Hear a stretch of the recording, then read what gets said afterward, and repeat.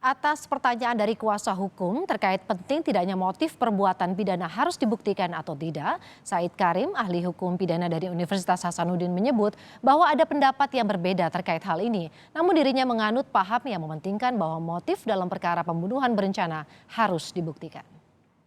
Bisakah saudara ahli menjelaskan seberapa penting motif itu dibuktikan dalam sebuah perkara pembunuhan?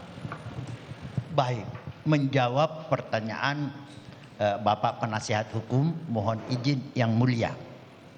Pertama-tama, supaya kita tidak berdebat kusir, lebih awal saya katakan bahwa dalam pengetahuan hukum pidana dari literatur yang sama-sama kita baca, memang pendapat membuktikan motif atau tidak membuktikan motif itu ada yang setuju, ada yang tidak setuju.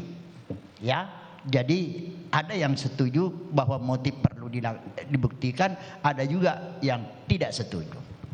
Tetapi kalau hal itu dipertanyakan kepada saya sebagai salah seorang katakanlah orang yang sedikit belajar hukum pidana, kalau ditanya apakah motif itu perlu dibuktikan, perlu diketahui, maka menurut pendapat saya motif pelaku dalam melakukan tindak pidana material seperti pembunuhan itu penting untuk dibuktikan.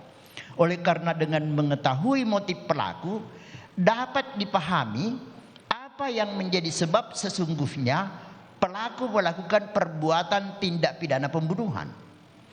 Motif dalam perkara tindak pidana pembunuhan dapat menjadi pertimbangan bagi hakim dalam menjatuhkan putusan kepada terdakwa, termasuk berat ringannya hukuman yang akan dijatuhkan. Karena pada peristiwa pembunuhan sama-sama boleh terjadi pembunuhan, tetapi bagaimana hukuman yang dijatuhkan oleh hakim adalah menjadi kewenangan dari majelis hakim yang mengadili, memeriksa dan memutus perkara tersebut.